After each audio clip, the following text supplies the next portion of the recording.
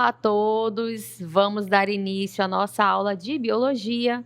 Eu sou a professora Gisele Palmeira, professora do componente de Biologia, e vamos observar agora junto com vocês a nossa aula de número 14.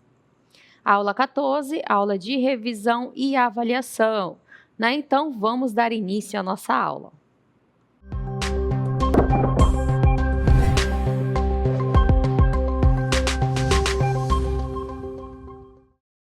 Vamos iniciar a nossa aula de revisão falando para vocês sobre o surgimento da vida na Terra, né? A gente vai relembrar aí junto com vocês as teorias que estão relacionadas a isso. Como surgiu, né? Como é que surge a vida na Terra? Como é que surge um ser vivo, né? Então, a gente vai observar aí junto com vocês as teorias, né, que existiram até a gente chegar no que a gente sabe nos dias de hoje, tá? Então, vamos iniciar relembrando aí com vocês a teoria da abiogênese, que ela fala aí pra gente, né, sobre o surgimento da vida na Terra. Então, ao longo da história, existiram diversas hipóteses de como o fenômeno da vida na Terra teria acontecido. E aí, na Grécia Antiga, por exemplo, os filósofos acreditavam que a vida poderia surgir espontaneamente a partir de roupas sujas e restos de alimento. Né? Hoje em dia, quando a gente para ler sobre isso, a gente sabe que não é bem assim, né? Mas vamos lembrar aí nessa época, né? Antigamente, não tinha o conhecimento que a gente tem hoje. Então, várias teorias ali foram surgindo para tentar entender o que estava acontecendo, tá? E aí, esta tese, ela era defendida por filósofos bem importantes e conhecidos, como Aristóteles, René Descartes e até o Isaac Newton. Né? Então, acreditava-se que a matéria bruta, ou seja, morta, continha um princípio ativo capaz de gerar criaturas vivas. Essa tese é conhecida como teoria da geração espontânea. Geração espontânea é aquela que pode surgir a qualquer momento, né? Ou abiogênese. E aí a gente tem esse exemplo, né? A gente observa ali uma camisa representando roupas sujas, mais farelos, né? Ou restos de alimento ali na representação desse trigo. E como resultado, surge ali um ratinho, né? Então, de acordo com a teoria da geração espontânea ou da abiogênese, acreditava-se que esses restos ali de alimentos, ou então um acúmulo de roupas sujas, era o ideal para surgir um ser vivo. E nesse caso, o ser vivo que a gente observa é um rato, né? A gente sabe que o rato ali ele tem características de ser vivo, né? Então acreditava-se que era assim na época da teoria da abiogênese, né? Só que nessa época existiam ali outros cientistas também, né? Outras pesquisas, outros experimentos acabaram sendo realizados. E aí a gente observou que surgiu uma outra teoria, que é chamada teoria da biogênese. E aí, já no século XVII, alguns cientistas começaram a questionar essa teoria, né? Como é que pode surgir um rato ali através de uma roupa suja, por exemplo? Né? Então, um desses cientistas ali que começou a questionar esse tipo de teoria foi o Francisco Redi. Né? Então, para refutar essa ideia, ele realizou diversos estudos, entre os quais o mais conhecido é o experimento dos frascos de vidro. Né? Então, a gente relembra aí com vocês também a importância da ciência e da pesquisa, né? Porque é através dos experimentos que foi possível ali ter uma outra visão quanto ao surgimento da vida na Terra. Né? Então, esse cientista ele resolveu fazer um experimento, né? Será que um ser vivo ele conseguiria ali nascer através de um frasco de vidro que estivesse fechado, né? Então a gente vai relembrar com vocês qual foi o experimento que ele realizou, né? Então esse experimento do cientista, né? Então a gente tem aí 3 observações diferentes, tá? A gente tem nessa primeira imagem um frasco de vidro com carne totalmente vedado, totalmente fechado. Na imagem do meio, a gente tem um frasco de vidro com carne, com uma tela, onde era possível sair o cheiro dessa carne, por exemplo, para chamar ali, né, chamar a atenção dos animais que estivessem por perto. E no terceiro frasco, a gente observa que ela está totalmente aberta, né? Então, qualquer animal ali, né, que estivesse por perto conseguiria ter acesso a essa carne que está dentro desse frasco. Né? Então, observe que esse cientista ele teve aí essas 3 situações para observar o que iria acontecer. E aí, o que a gente observa de diferença? Né? Observem que aquele cheiro ali que saiu da carne, é possível a gente observar um número maior de moscas ao redor, porque ela acaba sendo atraída, certo? E no terceiro exemplo, a gente observa que essa mosca ela tem acesso à carne, porque não tem tela, não tem vedação, não tem nada, e ela consegue entrar no frasco. E aí a gente precisa relembrar também junto com vocês o ciclo de vida dos animais, né? Então a mosca ali no seu processo de reprodução, no seu ciclo de vida, o que ela faz? Ela chega lá na carne e coloca os ovinhos. E aí nesse processo de reprodução, depois dessa fase que ela coloca o ovo eclode e ela chega naquela fase larval, aquela larvinha que a gente conhece como tapuru, né? Bem conhecida aí, se a gente deixar algum alimento aberto, como a gente observa aí nesse terceiro exemplo. Né? Então, o que ele observou aí nesse experimento?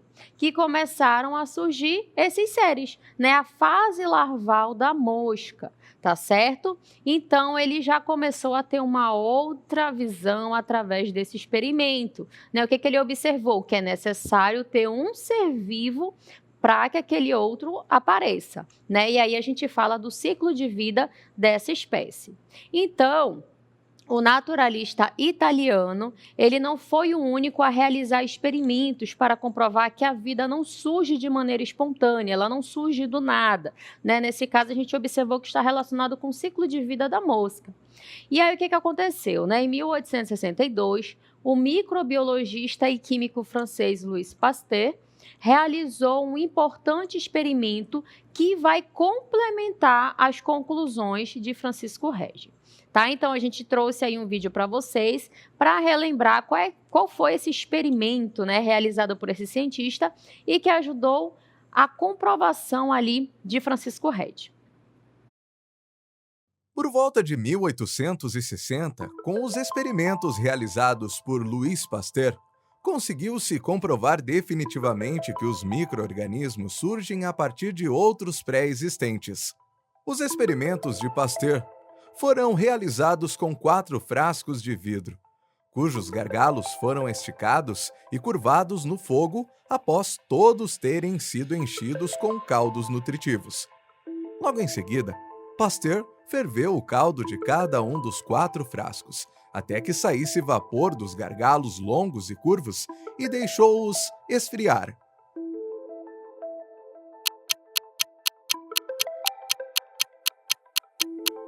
Depois de um tempo, Pasteur observou que, embora todos os frascos estivessem em contato direto com o ar, nenhum deles apresentou micro-organismos. Pasteur então quebrou os gargalos de alguns frascos e observou que, em poucos dias, seus caldos já estavam repletos de micro-organismos. A ausência de micro-organismos nos caldos que estavam nos frascos, cujos gargalos eram curvos e longos, com a presença desses seres nos frascos, cujos gargalos foram quebrados, mostraram que o ar contém micro-organismos e que eles, ao entrarem em contato com o caldo nutritivo, desenvolvem-se. Nos frascos que apresentavam gargalo curvo e longo, os micro-organismos não conseguiram chegar até o líquido porque ficaram retidos no filtro formado pelas gotículas de água que apareceram no pescoço do frasco durante o resfriamento. Nos frascos que tiveram seu pescoço quebrado, o filtro formado pelo vapor deixou de existir, deixando o líquido vulnerável aos micro-organismos, que uma vez em contato com o líquido, encontraram condições adequadas para o seu desenvolvimento. Olha só, né? Então a gente pôde observar aí através desse experimento, né, que ele comprovou também que existem micro-organismos ali existentes no ar, né? Então a gente observou que são experimentos, pesquisas e cientistas bem importantes ali para a gente chegar nessas teorias. E aí a gente vai observar aí junto com vocês, né, como diferenciar um ser vivo de um ser não vivo. Né? Então, de acordo com o zoólogo alemão Ernst Mayr, os seres vivos compartilham de mesmas características que estão ausentes nos seres não vivos. Né? Então, quais são essas características? Vamos relembrar aí com vocês como que a gente consegue diferenciar um ser vivo de um ser não vivo.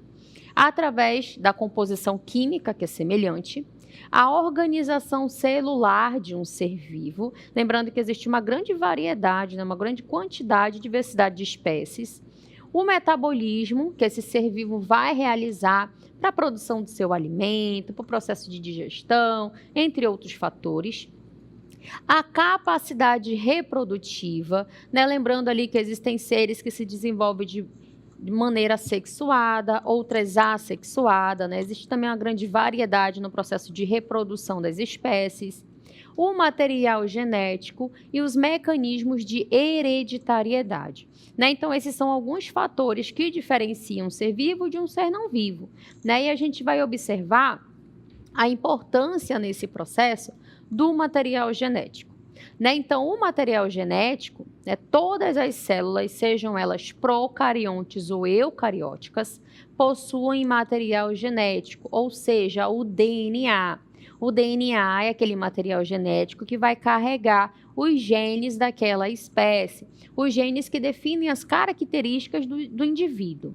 Tá? Então, quando a gente fala de células procariontes, a gente fala daquelas que não têm um núcleo definido, como, por exemplo, as bactérias. Quando a gente fala de seres eucariontes, aquelas que têm um núcleo definido, e lá naquele núcleo a gente encontra esse material genético, que é o DNA.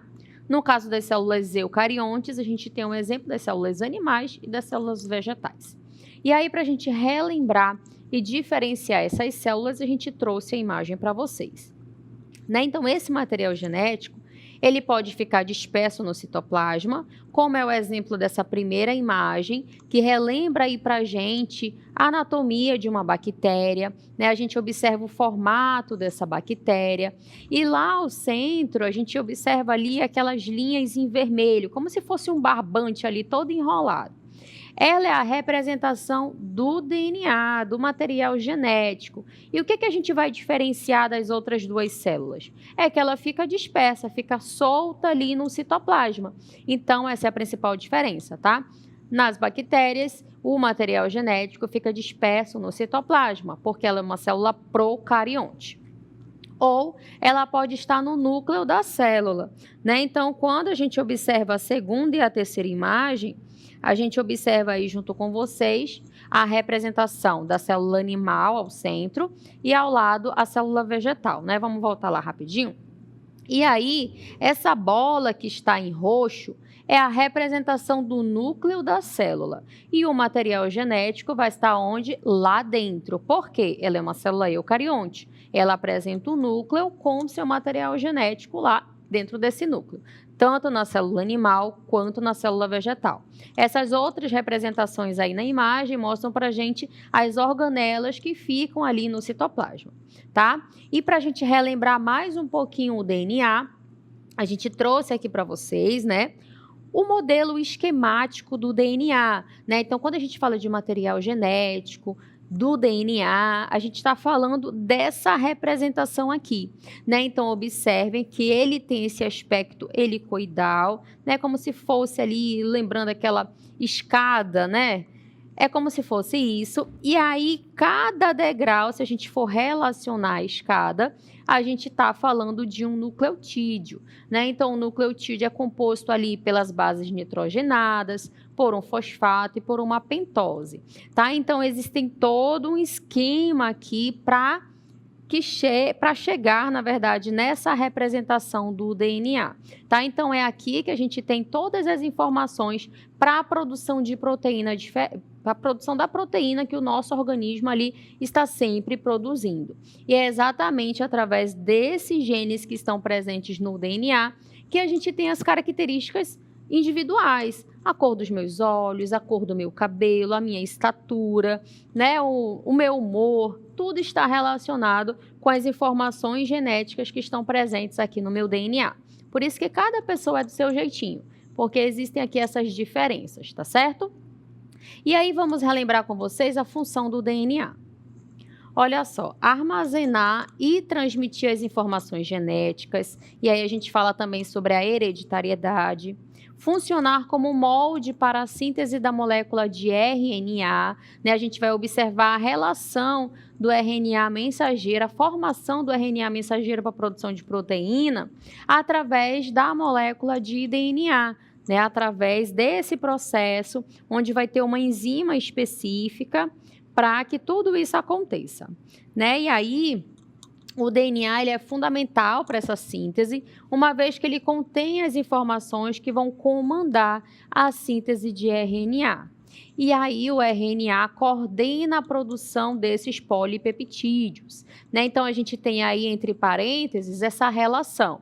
É necessário o DNA para ter ali as informações para a produção do RNA, que a gente vai chamar de RNA mensageiro, e ele vai levar essa mensagem, como o próprio nome já diz, porque o objetivo dele é formar uma proteína através dessas informações que ele trouxe lá do DNA, tá certo? Então, por isso que a gente tem essa relação do DNA com o RNA para, no final, ter a produção de proteína.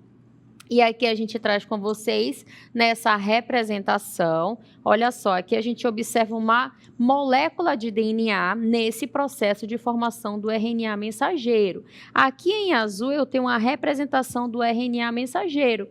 Observem que essa molécula de DNA, ela abriu, porque existe uma enzima específica chamada de RNA polimerase, que auxilia nesse processo. Quando essa enzima passa pelo DNA, ela vai abrindo ali o DNA e nesse processo o RNA mensageiro ele vai sendo formado através das bases nitrogenadas. Lembrando que existe uma combinação específica para cada base nitrogenada.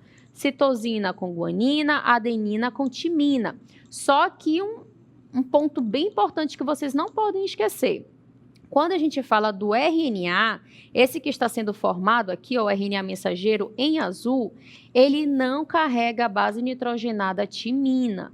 No lugar da timina, ele tem a uracila, tá? Então, não esqueçam desse detalhe. O DNA, ele tem a timina, que se liga com a adenina, mas o RNA, ele no lugar da timina, ele tem a uracila, que vai se ligar ali com a adenina, tá certo? Então, DNA, timina, RNA, uracila, para vocês não esquecerem.